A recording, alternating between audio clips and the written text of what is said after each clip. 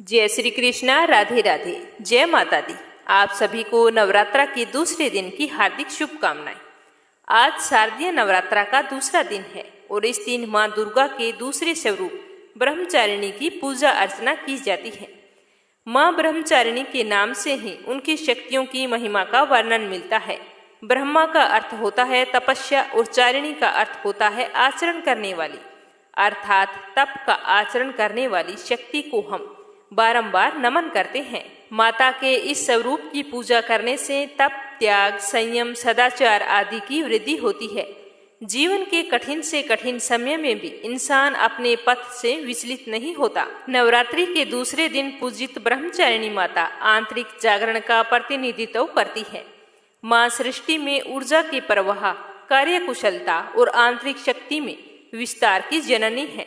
ब्रह्मचारिणी इस लोक में समस्त चर और अचर जगत की विद्याओं की ज्ञाता है और इनका स्वरूप श्वेत वस्त्र में लिपटी हुई कन्या के रूप में है, जिनके एक हाथ में अष्टदल की माला और दूसरे हाथ में कमंडल है। यह अक्षय माला और कमंडल धारिणी ब्रह्मचारिणी नामक दुर्गा शास्त्रों के ज्ञान और निगमानिक तंत्र मंत्र आदि से संयुक्त है। भक्तों को यह सुरग्य संपन्न विद्या देकर विजयी बनाती है। ब्रह्मचारिणी का स्वरूप सदा ही सादा और भव्य है। अन्य देवियों की तुलना में वह अति सौम्य, क्रोध रहित और तुरंत वरदान देने वाली देवी है। माँ दुर्गा के इस दूसरे स्वरूप को तप की देवी माना जाता है। हजारों वर्षों कठिन तपस्या करने के बाद में माता का नाम ब्रह्मचारिणी पड़ा। तपस्या की इस अवधि में उन्होंने कई सालों तक निराहार व्रत किया था, जिससे देवों के देव महादेव प्रसन्न हुए थे और शिवजी ने प्रसन्न होकर माता पार्वती को पत्नी रूप में स्वीकार किया था। माँ दुर्गा के दूसरे स्वरूप ब्रह्मचारिणी की पूजा शास्त्रीय विधि से की जाती है। सुबह जल्दी उठकर नित्य कर्मों से निवृत्त होकर स्नान करें। उसके बाद में माँ दुर्गा की उपासना करें। माँ की पूजा में पीले या सफेद रंग के वस्त्र का प्रयोग करें। माता ब्रह्मचारिणी को पूजा में गुड़हल का या फिर कमल का फूल चढ़ाएं। माता को दूध से बनी हुई चीजों का भोग लगाएं।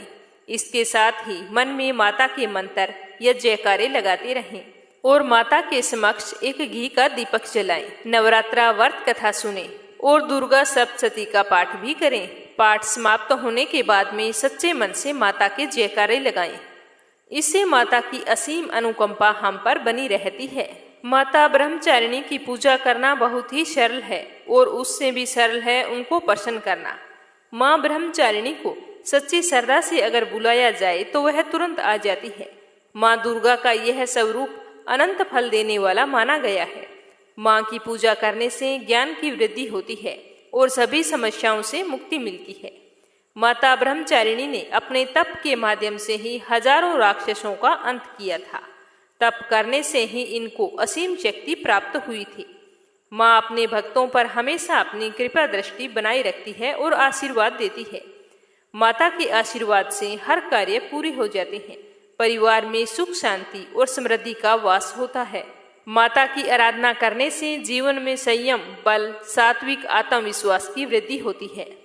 माता की शक्ति के प्रभाव से तन मन के सभी दोष दूर हो जाते हैं और जीवन में उत्साह, उमंग के साथ साथ धैर्य व साहस का भी समावेश होता है। माँ दुर्गा का यह दूसरा स्वरूप दिव्य और अलौकिक प्रकाश लेकर आता है। तो आइए आज अपने सुनते हैं माता के दूसरे स्वरूप ब्रह्मचारिणी माता की कथा। उससे पहले एक छोटी सी कहानी गणेश जी की। कथा शुरू करने से पहले कमेंट बॉक्स में जय हो गणेश भगवान की, जय हो माता रानी की अवश्य लिखना। बोलो गणेश गजानन की जय हो। एक गांव था जिसमें एक सेठ जी अपने परिवार के साथ रहा करते थे। सेठ जी का बहुत ही बड़ा कारोबार था। सेठ जी गणेश जी की पूजा में पूरा ही विश्वास रखते थे। बड़ी श्रद्धा भाव से गणेश जी की पूजा किया करते थे, जिसके कारण सेठ जी के घर में अन्न धन की कोई भी कमी नहीं थी। वो सदैव भरे रहते थे। उनके जीवन में कभी भी किसी प्रकार की कोई कठिनाई नहीं आई।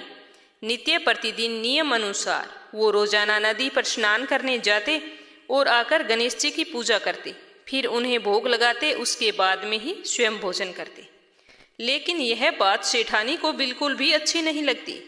वो धार्मिक नहीं थी और ना ही ईश्वर में विश्वास रखती थी। एक बार सेठानी ने सोचा कि यह इतना गणेश जी को मानते हैं। गणेश जी की पूजा करने से क्या होता है, मैं तो मानती नहीं हूँ। आज देखती हूँ कि वो गणेश जी की पूजा कैसे करते हैं। तो यह सोचकर जब दूसरे दिन सेठ जी नदी पर स्नान करने के लिए जाते हैं तो सेठानी जी पीछे से गणेश जी की मूर्ति को उठाकर कपड़े से ढककर बगीचे में ले जाकर जमीन में दबा देती है। जब सेठ जी स्नान करके नदी से घर पर आते हैं तो देखते हैं कि गणेश जी की मूर्ति नहीं है मंदिर में। तो वो सेठानी से पूछते हैं कि गणेश जी की मूर्ति मंदिर में नहीं है, कहाँ गई? तो सेठानी बोलती है कि मुझे मालूम नहीं। सेठ जी ने घर में इधर उधर सारे मूर्ति को बहुत ढूंढा लेकिन मूर्ति तो नहीं मिली, तो मूर्ति को भोग नहीं लगा पाए। इसीलिए सेठ जी ने खुद भी अन्न जल का त्याग कर दिया और गणेश जी से प्रार्थना करने लगे कि हे प्रभु, मुझसे कौन सी गलती हो गई जो आप मुझसे नाराज होकर मुझे छोड़कर ही चले गए। अगर आप अपनी कृपा दृष्टि मुझ पर बरसाते हो तो हे प्रभु मुझे दर्शन दीजिए। तो सेठ ने मन ही मन सोचा कि जब तक मुझे गणेश जी की मूर्ति नहीं मिल जाती, मुझे दर्शन नहीं दे देते, तब तक मैं अन्न जल का त्याग करता हूँ। तो उस दिन पूरा दिन ऐसे ही निकल गया। शाम को सेठ जी भूखे प्यासे सो गए। गणेश जी सेठ जी की भक्ति से प्रसन्न हो गए। जब सेठ जी सो गए तो सेठ जी के सपन में गणेश जी भगवान एक छोटे से चूहे के साथ खेल रहे होते हैं दिखाई देते हैं और चूहे को बाद में खाने के लिए लड्डू देते हैं। चूहा लड्डू लेकर बगीचे में जाता है और एक जगह से जमीन खोदता है और लड्डू वहीं पर डाल देता है और अचानक से सेठ जी की नींद खुल जाती है। तो सेठ जी भागकर बगीचे में जाते हैं और उसी जगह को खोदते हैं जहां उन्होंने सपने में लड्डू को दबाते हुए देखा था। तो थोड़ी देर जमीन खोदने पर कपड़े में लपेटे हुए गणेश जी की मूर्ति उन्हें मिल जाती है। सेठ जी गणेश जी की मूर्ति को पाकर बहुत ही खुश होते हैं और वापस लाकर मंदिर में स्थापित कर देते हैं। तो यह देखकर सेठानी को बहुत ही आश्चर्य होता है कि सेठ जी को यह मूर्ति मिली कहाँ से। तो वो भागकर सेठ जी के पास आती है और पूछती है कि ये मूर्ति आपको कहाँ से मिली। तो सेठ जी ने सारा वृत्तांत उन्हें सच सच बता दिया। तो यह बात जानकर सेठानी जी को खूब आश्चर्य हुआ। सेठानी जी के मन में श्रद्धा और विश्वास जाग गया और मन ही मन गणेश भगवान का स्मरण करते हुए उनकी सच्ची भक्त बन गई और सेठ जी को सारी सच्चाई बता दी और कहा कि मुझसे बहुत ही बड़ा अपराध हो गया था। अब से हम दोनों पति पत्नी प्रेम सहित गणेश जी भगवान की पूजा आराधना किया करेंगे। उनकी पूजा में कभी भी कोई कमी नहीं आने देंगे। यह सुनकर सेठ जी बहुत ही प्रसन्न हो गए और दोनों पति पत्नी गणेश जी को प्रणाम करते हुए बोले, बोलो गणेश गजानन की जय हो। हे गणेश भगवान, जैसी कृपा आपने सेठ और सेठानी पर की वैसी हम पर भी करना। कहानी कहने वाले पर, कहानी सुनने वाले पर सभी की सारी मनोकामनाएं पूर्ण करना। ब्रह्मचारिणी माता की जय हो। देवी सती ने हवन कुंड में कूदते समय खुद से वादा किया था कि मैं फिर से जन्म लेकर भगवान शिव की अर्धांगिनी बनूंगी और फिर उन्होंने हिमालय राज के घर पार्वती के रूप में जन्म लिया। जब पार्वती जी बड़ी हुई तो वो रोजाना अपनी सहेलियों के साथ भगवान शिव के दर्शन करने के लिए कैलाश चली जाया करती थी। वह मन ही मन भगवान शिव से बहुत ही प्रेम करने लगी थी, लेकिन ये बात उन्होंने किसी को नहीं बताई। भगवान शिव अपनी योग साधना में ही लीन रहते थे। उन पर किसी बात का कोई असर नहीं होता था। एक बार देवर्षि नारद हिमालय के घर पहुंचे। देवर्षि नारद को देखकर हिमालय बहुत ही खुश हुए और उन्होंने बड़े ही आदर से स्वागत सत्कार किया और अपनी पुत्री पार्वती के बारे में पूछा कि हे देवर्षि नारद, कृपया करके आप हमें हमारी पुत्री पार्वती के गुण, दोषों और विवाह के बारे में बताइए। तो हिमालय राज की बात सुनकर नारद जी ने कहा कि हे हिमालय, आपकी पुत्री तो गुणों की खान है, सुंदर है, सुशील है और समझदार भी है। वह शक्ति का अवतार है। संसार भर में उसकी पूजा होगी और जो भी उसकी पूजा करेगा उसके लिए किसी भी तरह का सुख दुर्लभ नहीं रह जाएगा। संसार भर की सारी स्त्रियां पार्वती का नाम जपते हुए पतिव्रत धर्म का पालन करेंगी। पार्वती अपने पति की प्रिय होगी, उसका सुहाग अमर होगा। अपनी पुत्री की वजह से तुम्हें भी हमेशा यश की प्राप्ति होगी और तुम्हारा सब तरह से कल्याण होगा। तो इस तरह बताते हुए बातों ही बातों में नारद जी ने यह भी बता दिया कि पार्वती जी का विवाह भगवान शिव से होगा। ये सुनकर पार्वती जी तो बहुत ही खुश हुई, लेकिन पार्वती के माता पिता और सहेलियां चिंता में आ गई, क्योंकि उन सब के मन में भगवान शिव की यही छवि थी कि वो तो एक योगी है, सिर पर जटा रखते हैं, पूरी तरह से विरागी है, किसी सुख सुविधा के बीच में नहीं रहते, सर्प नाग भूत प्रेतों से हमेशा घिरे रहते हैं। तो पार्वती का उससे विवाह किस प्रकार संभव है? तो पार्वती की माँ मैना ने अपने मन की बात नारद जी को बताई। तो नारद जी ने सुनकर कहा कि भगवान शिव ही सर्वशक्तिमान और अत्यंत दयालु है। उनका वेश वैसा नहीं है जैसा हमें दिखाई देता है। उनके रूप और सौंदर्य के आगे तो करोड़ों कामदेव की छवि भी फीकी है। सारी अमंगल चीजें महादेव से जुड़कर शुभ और मंगल हो जाती है। पूरे संसार में ऐसा कोई भी नहीं है जिसके स्वामी भगवान शिव ना हो। इंसान के कर्म फल को बदलने की शक्ति भगवान के हाथों में है। उन्हें समझना किसी के वश की बात नहीं है। इस तरह समझाने से नारद जी के इस तरह समझाने से पार्वती के माता पिता और सहेलियों की चिंता कुछ कम हुई। फिर नारद जी ने यह भी बताया कि शिव जी की आराधना बहुत ही कठिन है, लेकिन तपस्या करने से वे बहुत ही जल्दी प्रसन्न हो जाते हैं। उन्हें पाने के लिए पार्वती को कठोर तपस्या करनी होगी। ऐसा कहकर नारद जी ने पार्वती और उसके माता पिता को आशीर्वाद दिया और अपने लोक को चले गए। तो नारद जी की बात सुनकर पार्वती जी ने भगवान शिव को पाने के लिए कठिन से कठिन तपस्या करने की ठान ली। उन्होंने अपने माता पिता को प्रेम से समझाया, मनाया और फिर कठोर तपस्या करने के लिए वन में चली गई। कहते हैं कि पार्वती जी जब तपस्या करने के लिए जाना चाहती थी तो उनके माता पिता इस बात की उन्हें अनुमति नहीं दे रहे थे। लेकिन पार्वती जी तो बहुत ही दुखी हो गई। पार्वती को इस तरह दुखी देखकर उसकी सहेली उसकी सहायता करने के लिए उन्हें अपने साथ वन में ले गई और वहां जाकर पार्वती जी ने प्रसन्नता से अपनी तपस्या शुरू कर दी। पार्वती जी ने सभी तरह के सुखों का त्याग कर दिया। उन्होंने भोजन भी त्याग दिया और हजारों सालों तक कठोर से कठोर व्रत किए और केवल भगवान शिव के ही नाम का जप और उन्हीं का ध्यान करती रही।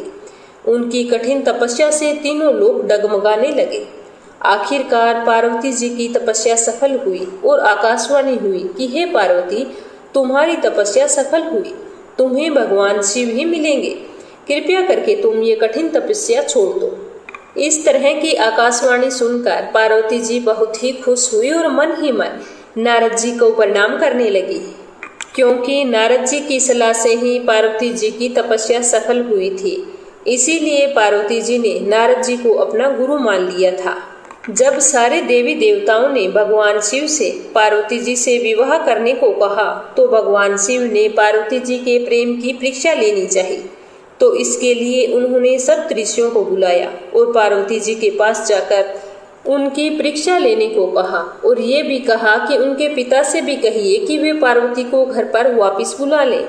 भगवान शिव के कहने पर सब ऋषि पार्वती जी के पास पहुँचे और देखा कि पार्वती तो तपस्या की मूर्ति लग रही है।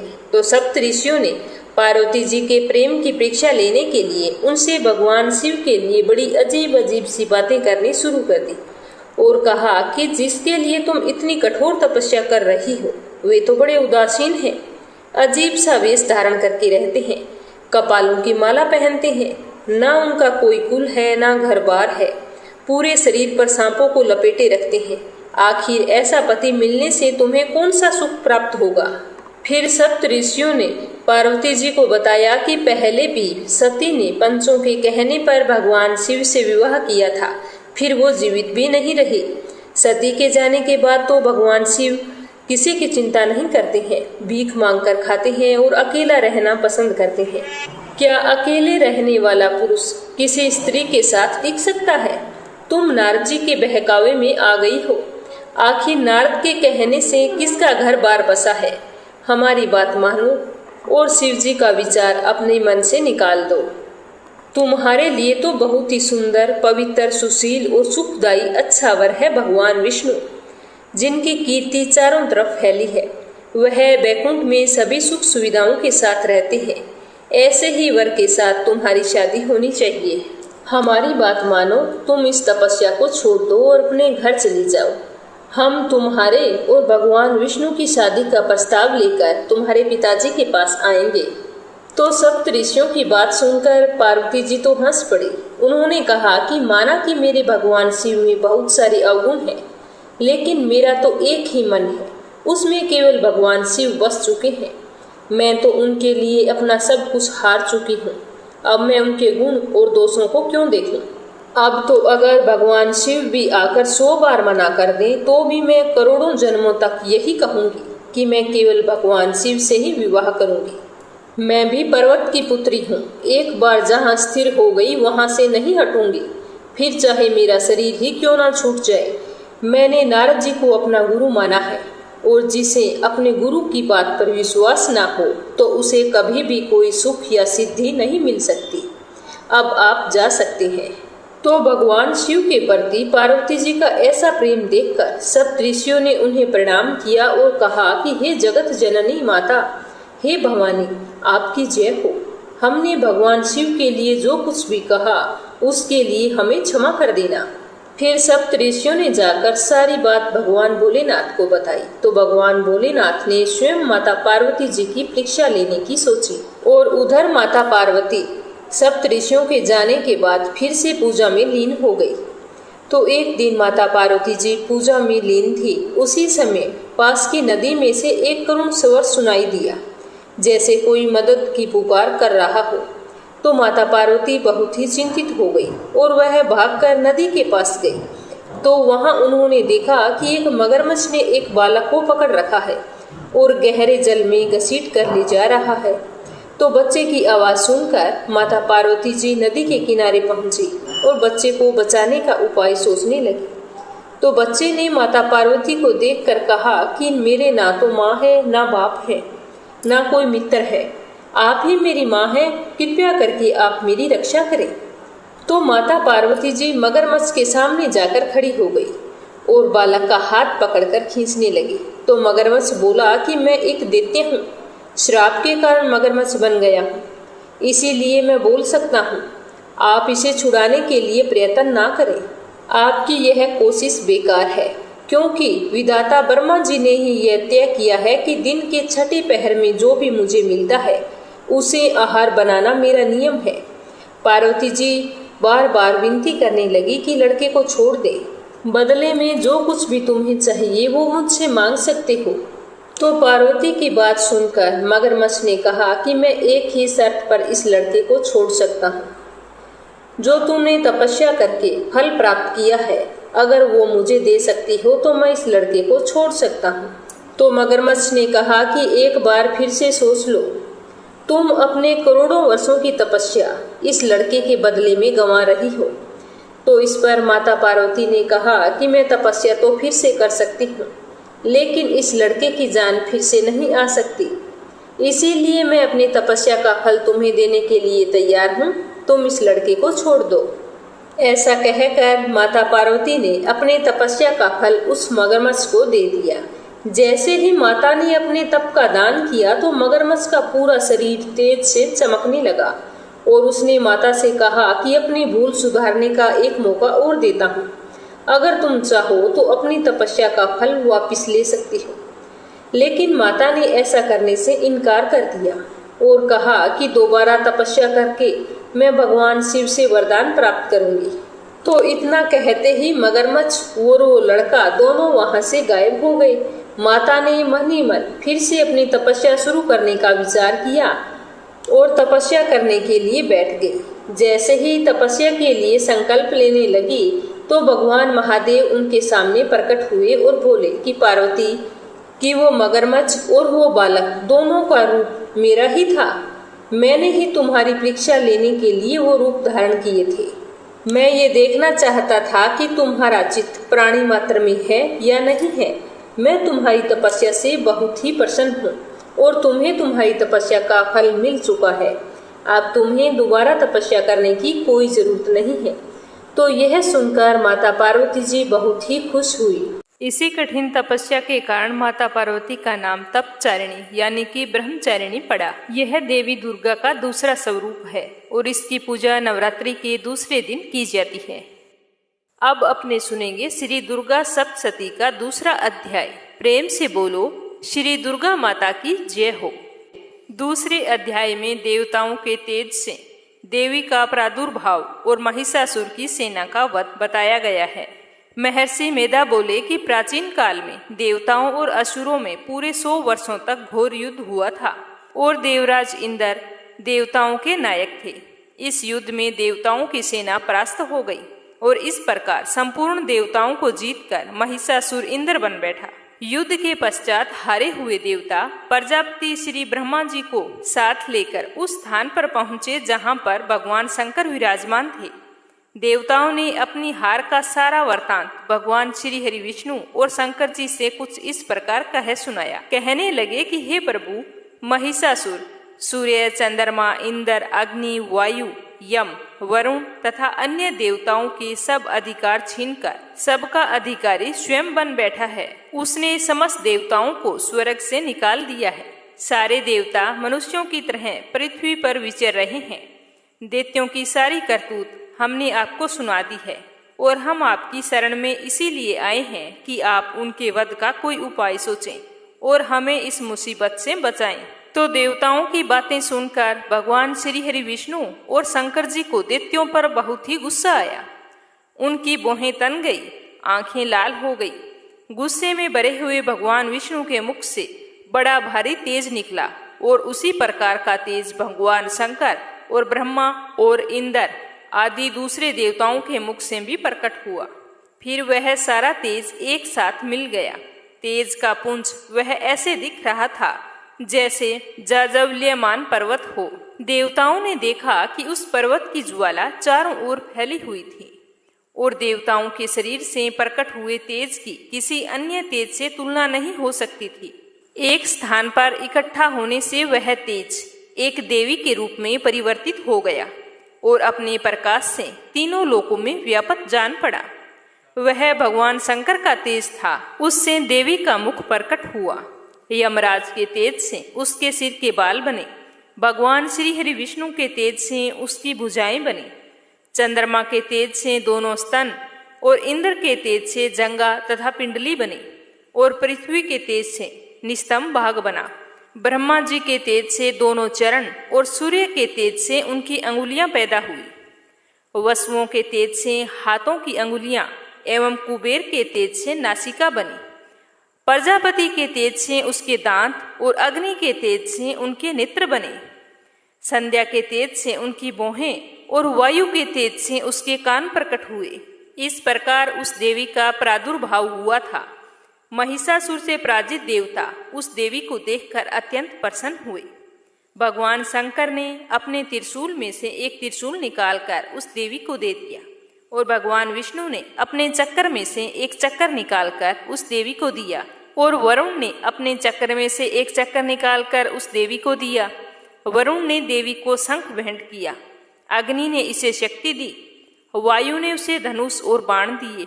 सहस्त्र नेत्र वाले श्री देवराज इंद्र ने उसे अपने वज्र से उत्पन्न करके एक वज्र दिया और ऐरावत हाथी का एक घंटा उतार कर देवी को भेंट किया। यमराज ने उसे काल दंड में से एक दंड दिया। वरुण ने उसे पास दिया। प्रजापति ने उस देवी को स्फटिक की माला दी। श्री ब्रह्मा जी ने उसे कमंडलू दिया। सूर्य ने देवी के समस्त रोमों में अपनी किरणों का तेज भर दिया। काल ने उसे चमकती हुई ढाल और तलवार दी और उज्जवल हार और दिव्य वस्त्र उसे भेंट की और इनके साथ ही उसने दिव्य चूड़ामणि दी। 2 कुंडल, कंकण, उज्जवल अर्धचंदर, बाहों के लिए बाजूबंद, चरणों के लिए नुपुर, गले के लिए सुंदर हंसली और अंगुलियों के लिए रत्नों से बनी हुई अंगूठियां दी। विश्वकर्मा ने उसको फरसा दिया और उसके साथ कई प्रकार के अस्त्र और अभेद कवच भी दिए और इन सब के साथ साथ उसने कभी ना कुंभलाने वाले सुंदर कमलों की मालाएं भेंट की। समुंदर ने सुंदर कमल का फूल भेंट किया। हिमालय ने सवारी के लिए सिंह और तरह तरह के रतन देवी को भेंट किए। यक्षराज कुबेर ने मधु से भरा हुआ पात्र और शेष नाग ने उन्हें बहुमूल्य मणियों से विभूषित नागहार भेंट किया। इस तरह दूसरे देवताओं ने भी उसे आभूषण और अस्त्र देकर उसका सम्मान किया। इसके पश्चात देवी ने उच्च स्वर से गर्जना की। उसके इस भयंकर नाद से आकाश गूंज उठा। देवी का वह उच्च स्वर से किया हुआ सिंहनाद समा न सका। आकाश भी उनके सामने छोटा प्रतीत होने लगा। उससे बड़े जोर की प्रतिध्वनि हुई, जिसे समस्त विश्व में हलचल मच गई और समुद्र कांप उठे, पृथ्वी डोलने लगी और सब के सब पर्वत हिलने लगे। देवताओं ने उस समय प्रसन्न होकर सिंह वाहिनी जगतमयी देवी से कहा कि देवी तुम्हारी जय हो। इसके साथ महर्षियों ने भक्ति भाव से विनम्र होकर उनकी स्तुति की। संपूर्ण त्रिलोकी को शोकमगन देखकर दैत्यगण अपनी सेनाओं को साथ लेकर और हथियार आदि सजाकर उठ खड़े हुए। महिषासुर के क्रोध की कोई सीमा नहीं थी। उसने क्रोध में भरकर कहा कि यह सब क्या उत्पात है। फिर वह अपनी सेना के साथ उसकी ओर दौड़ा, जिस ओर भयंकर नाद का शब्द सुनाई दिया था, और आगे पहुंचकर उसने देवी को देखा, जो कि अपनी प्रभा से तीनों लोगों को प्रकाशित कर रही थी। उसके चरणों के भार से पृथ्वी दबी जा रही थी। माथे के मुकुट से आकाश में एक रेखा सी बन रही थी और उसके धनुष की टंकोर से सब लोग क्षुब्ध हो रहे थे। देवी अपने सहस्त्र भुजाओं को संपूर्ण दिशाओं में फैलाए खड़ी थी। इसके पश्चात उनका दैत्यों के साथ युद्ध छिड़ गया और कई प्रकार के अस्त्र शस्त्र से सब की सब दिशाएं उद्भासित होने लगी। महिषासुर की सेना का सेनापति चिक्षुर नामक एक महान असुर था। वह आगे बढ़कर देवी के साथ युद्ध करने लगा और दूसरे दैत्यों की चतुरंगी सेना साथ लेकर चामर भी लड़ने लगा और 60,000 महारथियों को साथ लेकर उदगर नामक महादैत्य आकर युद्ध करने लगा और महाहनु नामक एक असुर 1 करोड़ रथियों को लेकर असीलोमा नामक असुर 5 करोड़ सैनिकों को साथ लेकर युद्ध करने लगा। वास्कल नामक असुर 60 लाख असुरों के साथ युद्ध में आ डटा। विडाल नामक असुर 1 करोड़ रथियों सहित लड़ने को तैयार था। इन सब के अतिरिक्त और भी हजारों असुर हाथी और घोड़ों को साथ लेकर लड़ने लगे और इन सब के पश्चात महिषासुर करोड़ों रथों, हाथियों और घोड़ों सहित वहां आकर देवी के साथ लड़ने लगा। सभी असुर तोमर, भिंदीपाल, शक्ति, मूसल, खड़ंगों, फरसों, पटियों के साथ रणभूमि में देवी के साथ युद्ध करने लगे। कई शक्तियां फेंकने लगे और कोई अन्य शस्त्र आदि फेंकने लगे। इसके पश्चात सबके सब दैत्य अपनी अपनी तलवारें हाथों में लेकर देवी की ओर दौड़े और उसे मार डालने की कोशिश करने लगे, मगर देवी ने क्रोध में भरकर खेल ही खेल में उन सब के अस्त्र शस्त्रों को काट दिया। इसके पश्चात ऋषियों और देवताओं ने देवी की स्तुति शुरू कर दी और वह प्रसन्न होकर असुरों के शरीरों पर अस्त्र शस्त्र की वर्षा करती रही। देवी का वाहन भी क्रोध में भरकर दैत्य सेना में इस प्रकार विचरने लगा जैसे कि वन में दावानल फैल रहा हो। युद्ध करती हुई देवी ने क्रोध में भरकर जितने श्वासों को छोड़ा वह तुरंत ही सैकड़ों हजारों गणों के रूप में परिवर्तित हो गई। हर्ष से भिंदीपाल, खड़ग तथा पटिश इत्यादि अस्त्रों के साथ दैत्यों से युद्ध करने लगे। देवी की शक्ति से बढ़े हुए वह गण दैत्यों का नाश करते हुए ढोल, शंख व मृदंग आदि बजा रहे थे। उसके बाद में देवी ने त्रिशूल, गदा, शक्ति, खड़ग इत्यादि से असुरों को मार डाला। न जाने कितनों को ही घंटे की भयंकर आवाज से ही यमलोक में पहुंचा दिया। कितने ही असुरों को उसने पास में बांधकर पृथ्वी पर घसीटा। कितनों को ही अपनी तलवार से टुकड़े टुकड़े कर दिए और कितनों को ही गदा की चोट से धरती पर सुला दिया। कई दैत्य मुसल की मार से घायल होकर रक्त वमन करने लगे और कई सूल से छाती फट जाने के कारण पृथ्वी पर लेट गई और ना जाने कितनों की बाण से कमर टूट गई। देवताओं को पीड़ा देने वाले दैत्य कट कट कर मरने लगे। कितनों की ही बाहें अलग हो चुकी थी, कितनों की ही ग्रीवाएं कट चुकी थी। न जाने कितनों के सिर कटकर दूर गिर गए थे और न जाने कितनों के ही शरीर बीच में से कट गए थे।